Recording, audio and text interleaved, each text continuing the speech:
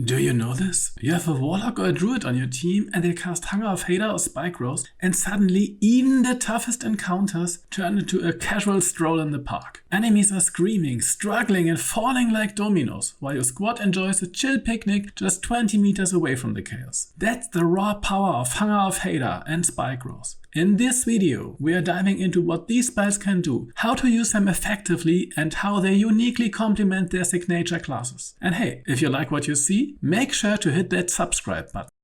Both Hunger of Hadar and Spikegrowth cover a 6-meter radius, require concentration, and count as difficult terrain, doubling movement cost for anyone crossing them. Neither of these spells benefits from upcasting, so their power remains consistent regardless of slot level. Hunger of Hadar is a 3rd level spell that summons a swirling black cloud of bone-chilling cold and thick oppressive darkness. It deals damage in 2 parts. First, it does 2d6 cold damage, applied at the start of the creature's turn, no saving throw required. Then, at the end of its turn, the creature must make a dexterity saving throw against a fixed value of 12 to avoid taking 2d6 acid damage. If it succeeds, it takes no acid damage at all. The spell lasts for 10 rounds and blinds every creature caught within it. Warlocks can learn it at level 5, and Bards or Lorebards can access it via Magical Secret at level 10 or 6 respectively. You also can cast it with a legendary staff, Marco Heshkir. Spikegrowth is a 2nd level spell that summons a writhing mass of spiky worm-like flora that turns any movement into pure pain. Here's how it works. For every 1.5 meters an enemy moves within the area, they suffer 2 dice 4 piercing damage, whether they are moving voluntarily or through forced movement like knockbacks or fear effects. The damage is negated by the Land Strider ability, which Circle of the Land Druids and Rangers gain at level 6 and Wildheart Barbarians gain at level 8. While Spikegrowth is a go-to for Druids, they learn it at level 3, it's also available to Rangers at level 5 or Bards through Magical Secrets at level 10 or level 6 for Lorebards. Before level 7, Spikegrowth is already a solid battlefield control and damage tool, especially when placed well in areas where enemies can't simply jump over it. As a 2nd level spell, it's cheap to cast, but it locks up your concentration, preventing you from using other powerful druid spells at the same time. However, once a druid reaches level 7, Summon Woodland Being take this spell to a whole new level of tactical versatility. The summoned Dryad isn't just a nature-loving spirit, she is a battlefield menace. Not only can she summon an ally to defend her,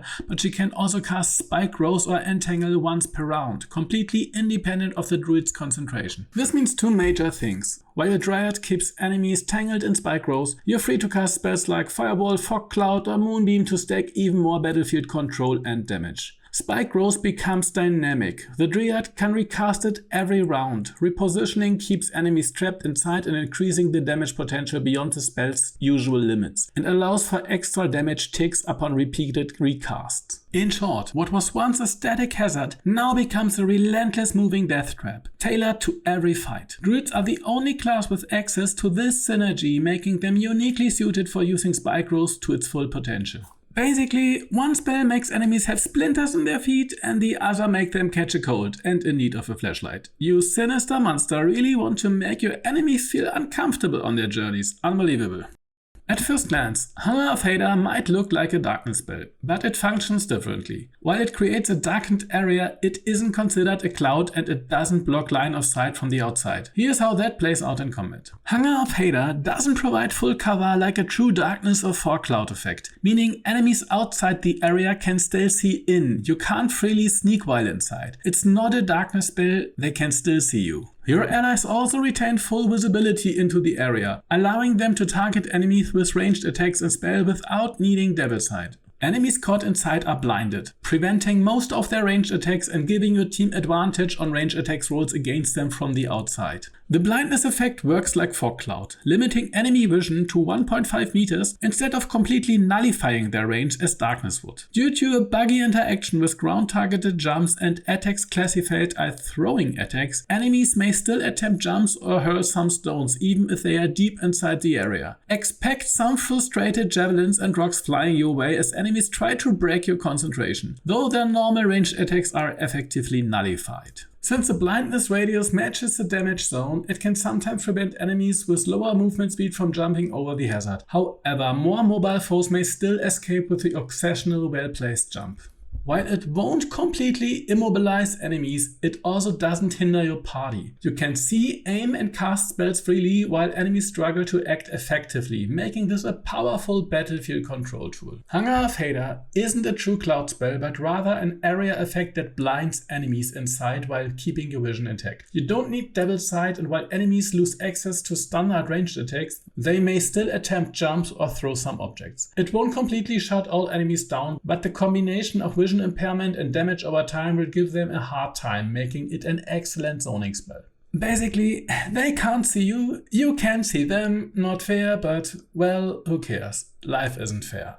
Both Spikegrowth and Hunger of Hadar have unique damage mechanics that influence how they should be used strategically. Spikegrowth excels when enemies are forced to move, punishing every step they take, while Hunger of Hadar deals damage over time, making it most effective when enemies remain trapped inside. Since Spikegrowth deals its damage per distance moved, faster enemies take more damage per round, while slower enemies take the same total damage over a longer period. The total damage potential of the area is fixed based on its size, but you can increase the actual damage dealt by forcing enemies to move more than the area would naturally allow. You can do this by repositioning yourself with abilities like Dash or spells such as Misty Step and Fly, making enemies chase you and forcing them to run through the area again. Alternatively, you can force enemy movement directly through knockbacks or fear effects or similar mechanics. However, immobilized enemies take no damage at all, meaning the spells like Hold Person or Tasha's Hideous Lava do not enhance Spikegrowth's effectiveness. Hunger of Hadar applies its cold damage at the start of an enemy's turn. This is guaranteed damage and requires no saving throw. After that, it applies its acid damage at the end of their turn, if they fail their save, that is. But this is set to DC 12. Since enemy saves improve at higher levels, the acid damage becomes increasingly unreliable later in the game. To maximize damage, Hunger of Hadar should be cast directly on enemies rather than in their path. This ensures they start their turn inside the area, guaranteeing at least the first cold damage instance before they have a chance to leave. If an enemy starts outside the area and moves through it in only 2 turns, they will skip the first instance of the cold damage, then take 1 acid damage check and finally suffer only 1 instance of guaranteed cold damage before escaping. To maximize its effectiveness, Hunger of Hadar requires crowd control or slow effects to keep enemies inside. Both spells struggle against enemies with flat damage resistances, as their damage is applied in multiple small instances. For example, an enemy with 3 piercing resistance will reduce every single tick of Spikegrowth damage, significantly weakening it. Similarly, Hunger of Hadar loses effectiveness against flat cold resistance, though to a lesser extent, since there are fewer damage instances with bigger numbers, so the percentual reduction is not as high. Most damage boosting effects or status triggers like Winter's Clutches do not apply, as both spells count as environmental damage rather than direct caster damage, aside from the initial cast tick of Spikegrowth. Vulnerability applies as expected, and at the very least, the Wedge status can significantly boost Hunger of Hadar's effectiveness. One exception, however, Fala Aluvis Aura works for both spells, increasing the damage of every tick, making it one of the best ways to enhance these spells. Positioning is key. Consider making a Druid invisible or sneaking inside fog cloud above your Spikegrowth to funnel enemies toward your allies while debuffing them in the field. The Callous Glow Ring works for Spikegrowth if the target is illuminated. It can then proc other items like Coruscation Ring, causing Radiant Orb on radiant damage. In addition, Spikegrowth's initial cast can inherit the 1 damage from lightning charges, and as long as the lightning charges are not removed, it will proc on every damage instance the area creates. This can lead to some crazy build options. For example, if you take Tempest Cleric, you get Thunderbolt Strike at level 6, pushing enemies around with every tick they take, making it impossible for them to enter the area. This 1-point lightning damage can cascade into making other items usable, like Glows of Belligerent Skies,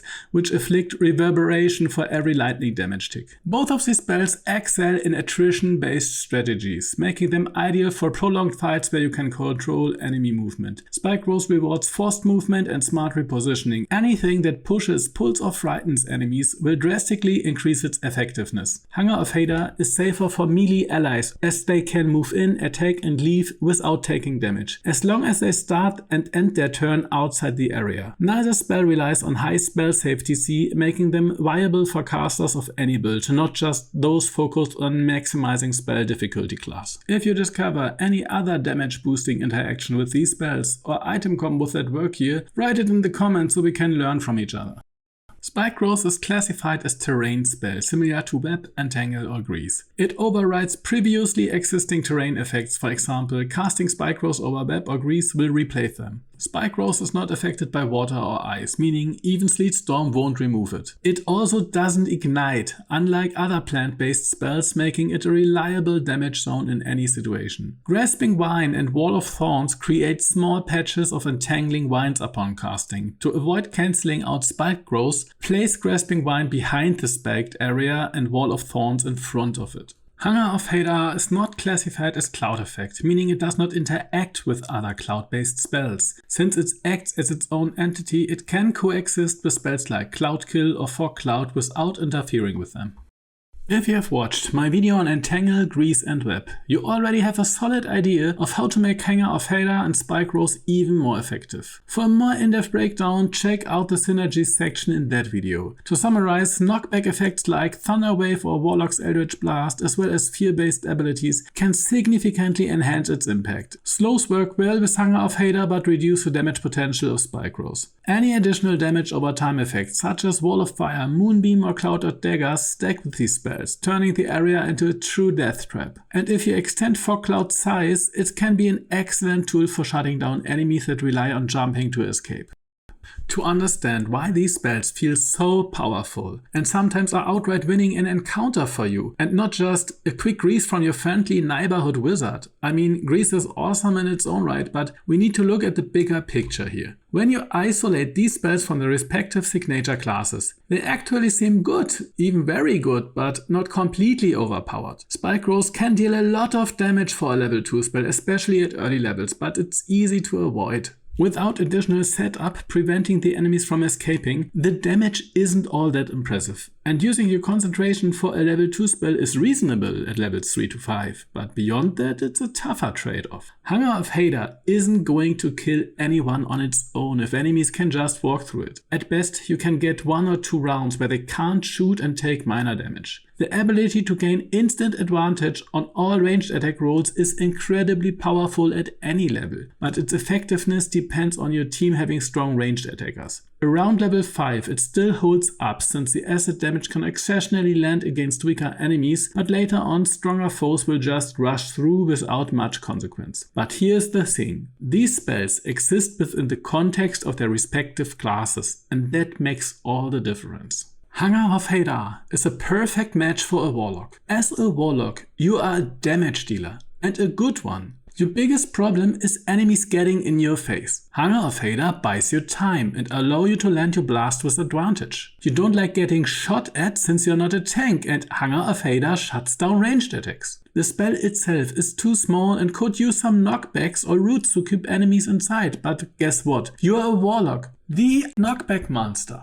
And if you're running a great old one build, you can root enemies on a crit. Since you're already built to maximize crits for more damage, this synergy happens naturally. One spell gives you battlefield control, crowd control and safety. All effects you would normally need an entire team to set up. A Warlock with Hunger of Hadar is the ultimate one-trick pony. Are you the best at everything? Probably not. But with one spell and a single button press, you do it all. The ease of use and sheer effectiveness are incredible. Just cast Hunger of Hadar, spam Eldritch Blast and watch as your entire party gets jealous because you're locking down enemies and dealing damage without even breaking a sweat. Druids don't have a single powerful one-trick button like the Warlock. Instead, they have all the moving parts to create tactical superiority, if you put them together. Spikegrowth is just one cornerstone in the avalanche of battlefield control a druid can unleash. When used correctly, a druid's battlefield is never static. Your Dryad can relocate Spikegrowth every turn, adjusting as needed. Your Woodward can cast Entangle and physically block enemy movement. Your minor elementals can harass enemies and further slow them down. Later on, you can summon a powerful Myrmidon which offers even more battlefield control. A water Myrmidon can apply wet to set up for Call Lightning or heal your team.